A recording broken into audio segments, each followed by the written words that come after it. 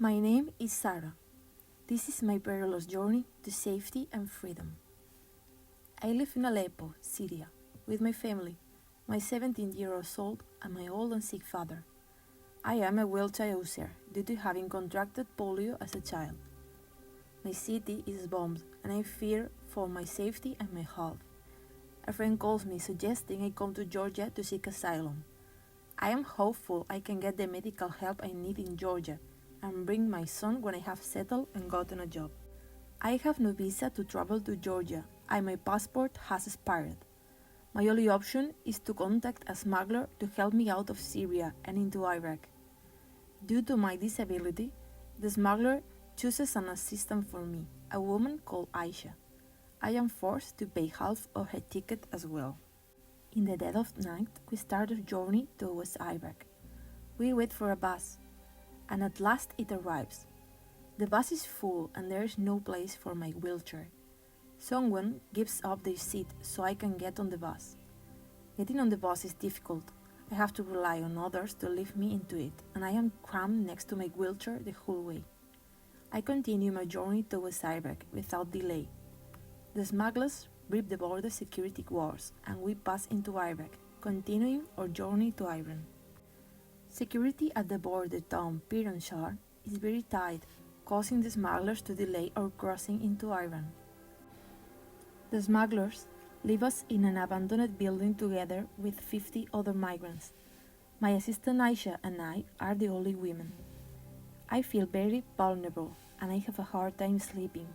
Aisha asks some of the men for food and water, but they can only give us water. After 2 days, we cross the border into Azerbaijan.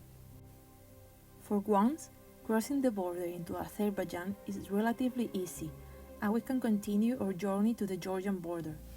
The journey through Azerbaijan is challenging due to weather conditions and winding roads. We mostly travel at night, and it is difficult to sleep during the day. I became very tired. At the Georgian border, we face a difficult situation. We have no visa and cannot cross the border. The only option is to take the smuggler's route. It goes through the forest with lots of vegetation and over some hills. It is not an easy ride with a wheelchair. I have to rely on strangers to push and carry me over the worst parts of the terrain. Aisha is struggling to keep up with the group, and she has to carry my bag as well. My wheelchair breaks down, but I get help by my fellow migrants and we are finally able to cross the border. When I arrive in Georgia with Aisha and a broken wheelchair, I meet UNHCR personnel. They give me a lift to the asylum camp and a new wheelchair. The only problem is that the wheelchair does not fit through the door at the camp. I applied for asylum, but it was denied. I have to continue my journey. A friend of Aisha's suggests that we come to Denmark to seek asylum. Due to the increased pressure of refugees trying to get into Turkey, the checkpoints are heavily guarded. We don't have the right documents to pass the checkpoint, so we go through the forest again. The bushes are thick and my wheelchair is not easy to push. I must be carried, and Aisha needs help to push the wheelchair and carry our bags. The smuggler is asking for more money, since my disability is making us slower. When we finally cross the border into Turkey, we wait until nightfall in a shed. The shed is so small that the adults must stand for all to fit in. My wheelchair is left outside, hidden in some bushes. It rains all day, and my wheelchair is soaking wet. When it's dark, we can finally continue our journey towards the coast. We are forced into a truck, and I have children sitting in my lap the whole way. I am wet and frozen, and the children are tired and hungry. They cry a lot. When we finally arrive, I am in so much pain. We wait for the smugglers to find us a boat. The boat is a rubber boat, meant for 50 passengers. The smugglers force nearly 200 migrants onto the boat. There is a lot of tension and emotions on the boat. I have to rely on strangers to carry me and my wheelchair onto the boat. The boat trip is extremely dangerous for all, but especially for me, since I cannot move or swim due to my disability. I am at the mercy of my fellow passengers. One migrant is given instructions and becomes our captain. The migrant steering the boat takes a wrong turn, causing us to get lost at sea.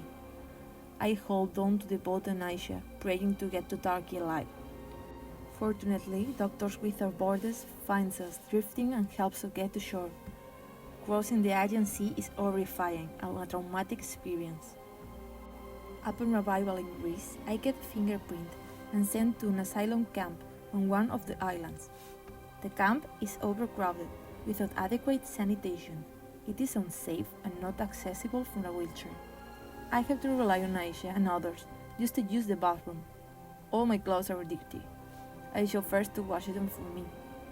After 2 weeks on the island, we are transferred to the mainland using a real boat. We are finally able to continue our journey towards Denmark to Aisha's friend. We embark on our journey going through North Macedonia and Serbia. This is called the Balkan route.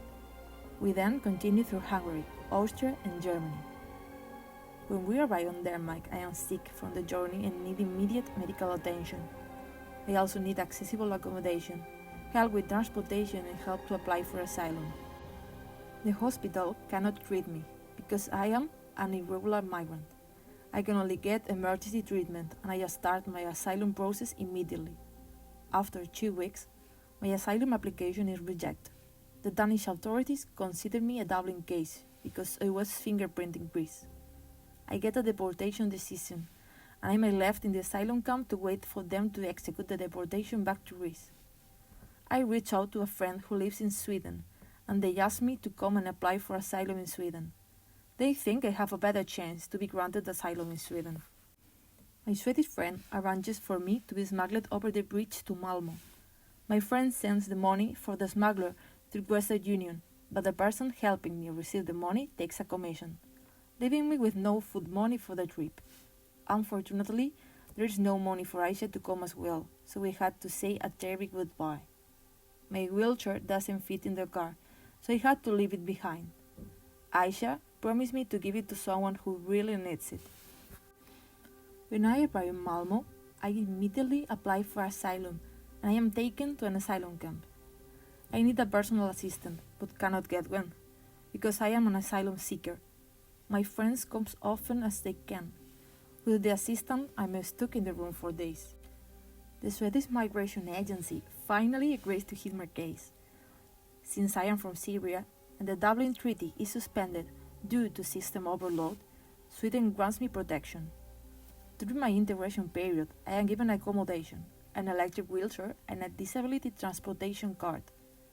I am able to go to Swedish for immigrants language lessons and undergo rehabilitation to improve my health. I register with the National Employment Services and they give me a new start job with a women's organization. Working with a women's organization, I learned to sew and speak good Swedish. After 2 years, the women's organization gives me a permanent job. I apply for accessible housing through the Special Disability Queue. Finally, I am able to apply for family reunification and bring my son to Sweden to live with me. My health is good and I am happy to be a contributing member of Swedish society. To me, Sweden is the best country in the world for a disabled person.